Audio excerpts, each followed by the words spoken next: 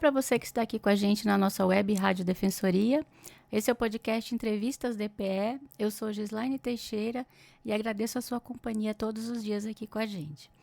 Hoje nós vamos falar sobre a atividade remunerada do trânsito. Você sabia que, com o crescimento do número de motoristas que utilizam o veículo como fonte de renda, seja em aplicativos de transporte, entregas ou serviços autônomos, a anotação de que o condutor exerce atividade remunerada na CNH se tornou uma exigência cada vez mais importante? Para esclarecer dúvidas sobre o tema, nós vamos entrevistar o José Raimundo Rodrigues Silva, que é diretor de controle de condutores e veículos do Detran, e ele vai explicar como funciona o processo de regularização e a importância dessa anotação para os motoristas profissionais. Seja bem-vindo, JR. Obrigado por ter aceitado o convite. Eu que agradeço mais uma vez estar aqui para falar um pouco de trânsito, né? Já estive outras vezes aqui. Estamos aqui à disposição. O que significa a sigla EAR na Carteira Nacional de Habilitação e para quem ela é obrigatória? Ela significa exercício de atividade remunerada e ela é obrigatória para todas as categorias A, B, C, D, E e E para a pessoa que vai trabalhar de modo remunerado, como a própria sigla já diz. Uhum. Ou seja, ela abrange aí todos os condutores que desejam trabalhar como fazer da CNH um instrumento da sua profissão. Uhum. Do mototáxi ao motorista da maior carreta que existir na Terra. Uhum. E qual que é a base legal que determina a obrigatoriedade da anotação dessa atividade? O sistema de trânsito, o legislador, ele entende que uma coisa é você dirigir a sua própria moto, né? Para ir para o seu trabalho, para a escola. Outra coisa é dirigir o seu carro para ir para o trabalho, levar o filho no shopping e tal. Outra coisa é você assumir uma responsabilidade maior de conduzir uma outra pessoa ou algo, algum bem, levar uma TV, um celular de alguém. Então, é uma responsabilidade a mais que implica em você ter mais noções, né, de como conduzir aquele veículo. A gente tem duas exceções que diferenciam uma carteira normal. Você tira a sua carteira A, B, C, né? Digamos, uma carteira normal só para conduzir seu próprio veículo e fazer atividade de seu e de sua família. Aí nós temos dois upgrades, que a gente diz. Dois upgrades. O exame toxicológico, que é para as categorias C, D e E. São essas categorias de ônibus, caminhões, carretas, transporte de alto volume, um veículo grande, que requer um treinamento especial, né? Mais horas aulas, mais treinamento, mais cursos de aperfeiçoamento do condutor e também um exame toxicológico. Imagina, você dirigir um ônibus com 60 pessoas, 50 pessoas na estrada, uma carreta transportando gás, combustível, um produto altamente inflamável. Então, o legislador entende que, nesse caso, você precisa provar que você dirige aquele veículo não estando sob efeito de nenhuma substância tóxica, nenhuma droga, no português bem claro. Beleza. Aí você desce para as demais categorias, A, B e C. Essas categorias, para você dirigir um mototáxi, o Boa Vista acabou de receber nos últimos meses, essa categoria que não existia, né, de mototáxi. Um motorista de aplicativo, que é uma novidade nos últimos 10 anos do Brasil e que não existia antes, né? E os próprios taxistas. Antes era só os taxistas. Agora, com a vinda dos motoristas de aplicativo, foi estendida a eles também e aos mototaxistas.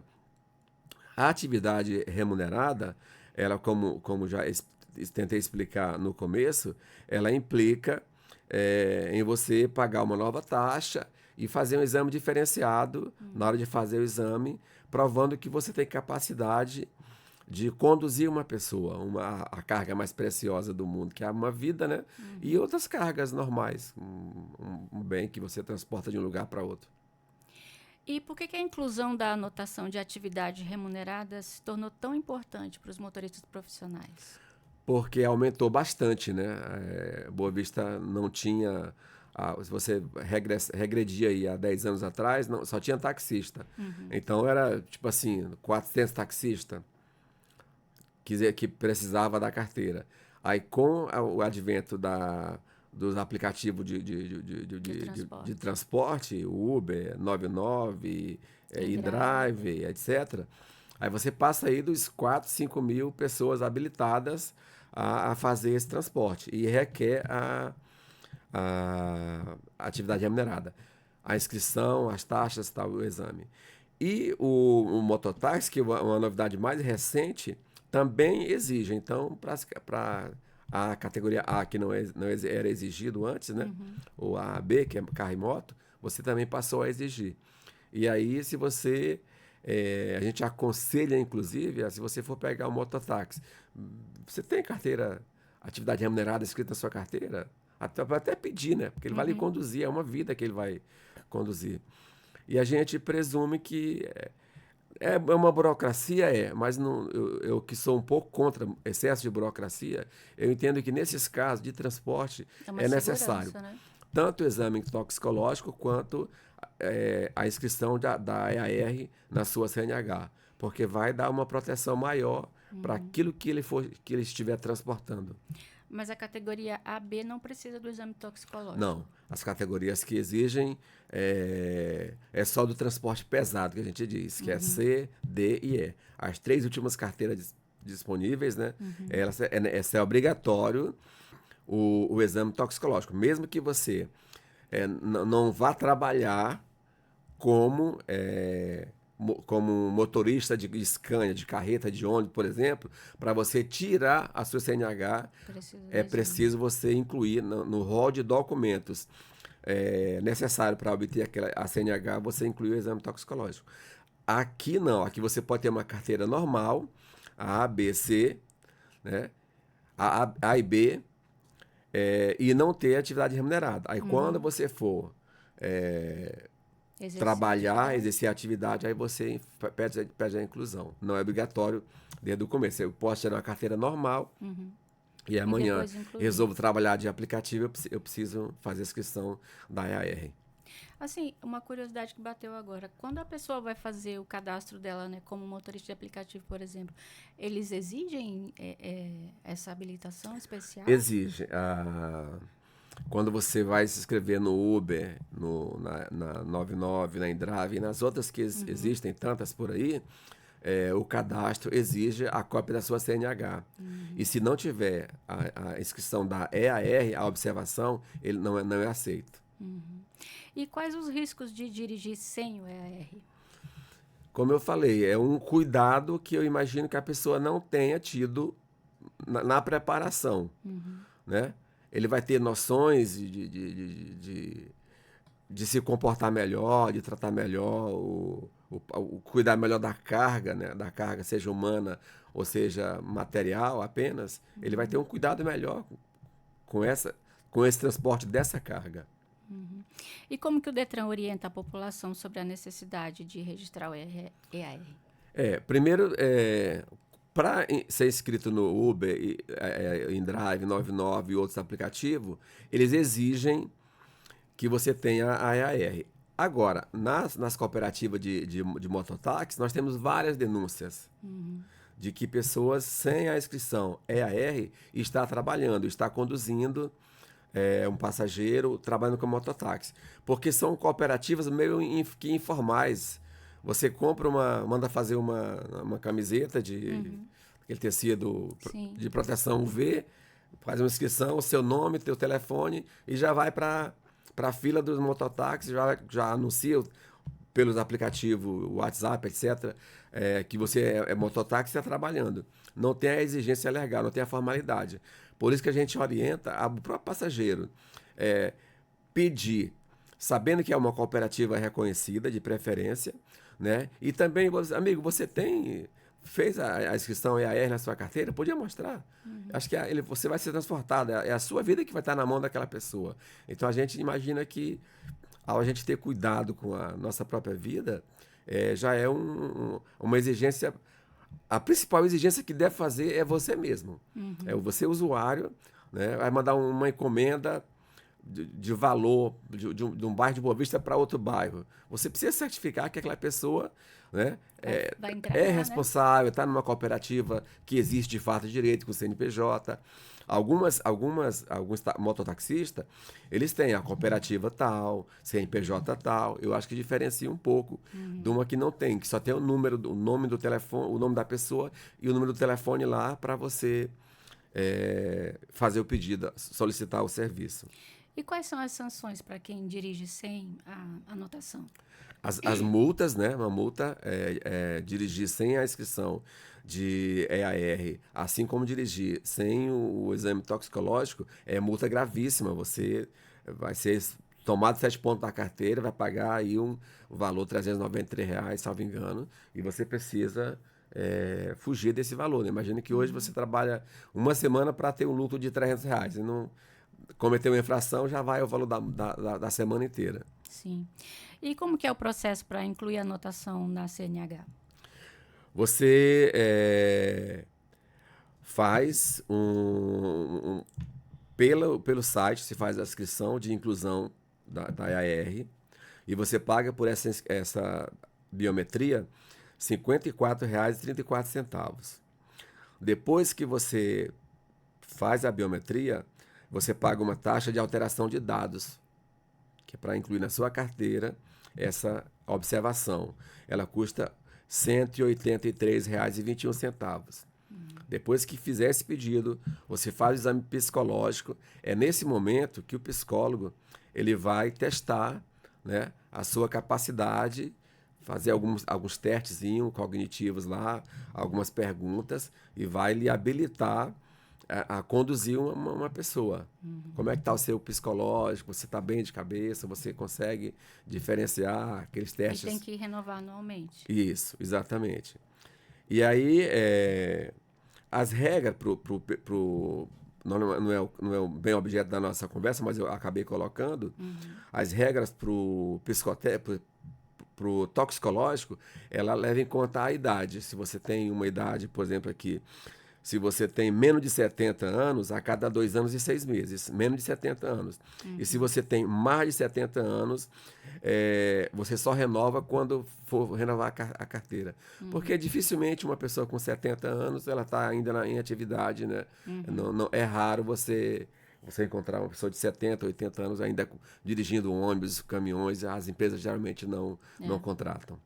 E quais os documentos necessários para solicitar a inclusão? A sua CNH em vigor, ou seja, a CNH sem a observação, um documento de identidade de conforto, que pode ser a própria identidade, e o comprovante de residência. E quais são os exames médicos mesmo e psicológicos são exigidos? Para inscrição da IAR, só psicológico. Não precisa renovar. Se o seu exame de vista estiver em válido, você não precisa fazer. Agora, o psicológico, sim, porque é um novo psicológico, é uma nova avaliação para medir a sua capacidade cognitiva de lidar com carga humana e com carga material. Existe alguma diferença nos procedimentos do Detran para motorista de aplicativo, taxista ou transporte escolar? Não. É tudo igual? Não, transporte escolar, sim. Transporte escolar é exigido um curso específico. Um curso e uma licença para o veículo. Agora, vamos dividir em 3. Transporte escolar é uma coisa diferenciada, né? Fora do que nós estamos falando aqui, além do que nós estamos colocando aqui. Se for CDE, toxicológico, se for atividade remunerada, como a EAR, além disso, uma licença diferenciada para o veículo, que tem que estar em boas condições, cinto de segurança e tal. E nós, ultimamente, porque geralmente a PRF é quem faz mais fiscalização nas rodovias, né? E a gente tem conhecimento de que está sendo bem rigoroso o processo graças a Deus, nunca houve na história de Roraima um acidente de um ônibus, de uma van, de uma picape, de um micro-ônibus, de uma Kombi transportando crianças. Mas é comum infelizmente, você tomar conhecimento que aconteceu em algum estado aí, van com transporte escolar. Por essa razão, Se transportar um ser humano adulto em sua fase normal, digamos assim, já é uma coisa delicada, imagine criança. A criança não fica quieta. Ela levanta, ela vai para a janela, vai sentar no outro, vai mexer com o outro e tal. Tem que ter Então, alguém tem que ter atrás um junto, né? cuidado especial. Por isso que a legislação é bem rigorosa nesse aspecto. Então, além da licença da EAR, do CDIE, o toxicológico, e da licença especial, você tem todo um cuidado com o transporte escolar. O taxista e o aplicativo, a mesma situação, né? E o mototaxista, a mesma referência ao aplicativo. E tem casos autuados, assim, por não possuírem EAR em fiscalização? Já houve sim, já houve. Às vezes acontece muito você licenciar o seu veículo para o José, de aplicativo, É empresta para o João. e empresta para o João. O João vai dar uma volta lá e quando você vai, se você observar na foto, não é a mesma. Mas você, na correria, não quer nem saber. Eu, geralmente, eu não continuo viajando se eu abro o Uber e vejo que a Outra foto pessoa, é outra né? pessoa dirigindo. É fácil você identificar. Mesmo que o cara esteja portando o documento do real condutor, às vezes a aparência física é muito diferente. Dá para você saber que não é aquele cara que está dirigindo. Então, nesse caso, a gente aconselha a pessoa não embarcar. E, inclusive, a denunciar que naquele horário o veículo de marca tal estava sendo conduzido por uma pessoa não cadastrada no aplicativo. Mas nesses casos o Detran não pode fazer nada, né? Não pode fazer nada, porque não é uma infração de trânsito, é uma infração administrativa da Né? plataforma. E aí a gente orienta que a pessoa informe a plataforma que o João estava dirigindo o veículo no lugar do José. E o Detran fiscaliza se o motorista exerce atividade remunerada sem o registro somente nas blitz ou tem algum outro jeito de fiscalizar? Praticamente nas blitz. Praticamente nas blitz. Porque a gente hoje você vê uma quantidade muito grande de. Boa Vista é uma cidade que é muito adepta de aplicativo. Se você for dedicar uma atenção especial, você vai parar aí 2.000, 3.000 veículos por dia, porque a circulação é muito grande, né? Porque assim, não é que num turno, pela manhã, à tarde, à noite, esteja trabalhando 3.000 motores de aplicativo. Não. Às vezes trabalha menos. A Boa Vista é uma população ainda pequena, nós temos 400 e poucos mil habitantes e tal, mas cadastrados tem bastante. Agora, em circulação, às vezes o cara trabalha pela manhã, trabalha no aplicativo à tarde. Trabalha o dia inteiro, faz o aplicativo algumas horas da noite e assim por diante. Então nunca é todo aquele número de cadastrado que está circulando, mas geralmente tem um bom número de pessoas circulando de aplicativos. E que dicas que você pode dar para os motoristas profissionais manterem a saúde física e emocional na atividade remunerada? Olha, eu acredito que você ser um condutor, um motorista de táxi, de aplicativo ou mesmo mototáxi, é uma atividade que você está lidando com humanos. Eu imagino que é a mesma coisa que você trabalhar numa empresa, aqui na defensoria, numa sala onde tem 10 pessoas. Você está se relacionando com 10 pessoas de um humor diferente, com problemas em casa diferente, com filhos diferentes, com Idade relação diferente. diferente, com idade diferente. Então, o taxista é assim, entra 100 pessoas no táxi dele por dia, entra 100 pessoas de humor diferente. A educação, a parcimônia, enfim. A gente, todo curso que existe, que a gente promove nas palestras, a gente pede que seja o mais educado possível, o mais cortês possível, né? Que releve, que realmente deixe fluir. Às vezes o cara entra de cara amarrada, sinalizando que não quer um bom dia, não quer uma boa tarde. Mesmo assim, ofereça esse bom dia. Se ele não responder, o problema não é seu. Então, é uma questão de... Nos aplicativos, você tem bastante reclamação, né, de pessoas que entrou, reclamou, que não quis pagar o valor combinado. Então, é uma relação nova que se estabeleceu. Com o taxista, já é uma coisa mais formal, né? O taxista, a gente tem em mente que é aquele senhor alinhado, que trabalha ali. Geralmente tem alguma proximidade com o usuário, já conhece, já é a terceira, quarta vez. Se você descer 4 vezes no aeroporto de Boa Vista, você corre risco de pegar o mesmo taxista 1 ou 2 vezes. Né? Se você mora numa rua X e recorre a um ponto de táxi X, você corre o risco de pegar várias vezes o mesmo taxista. Então estabelece uma relação de amizade, de conhecer pelo nome, de ter o telefone daquela pessoa quando precisar ligar. No aplicativo não, é aleatório. Você vai no aplicativo, busca o táxi e vai vir aquele que estiver mais perto. Então é uma relação, digamos assim, mais fria. Mesmo assim, a orientação que as plataformas dão, que a gente dá, é que o tratamento seja o melhor possível. Porque o ser humano, hoje em dia, está meio nervoso, meio estressado, tem Sempre com ansiedade, pressa, sempre né? com pressa.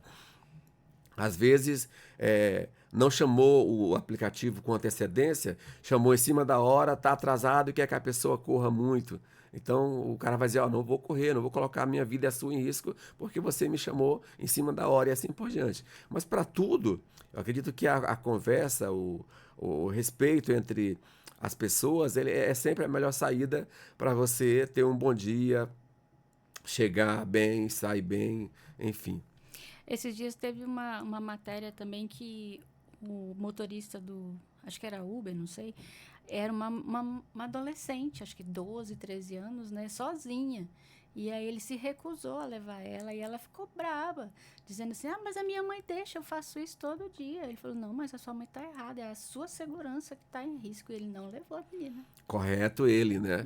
Correto ele. Eu imagino que se a mãe tivesse ido com ela ao ponto de táxi, dizer, olha, aqui é minha filha, eu autorizo você levar, seria diferente. Mas aleatoriamente a gente nunca sabe.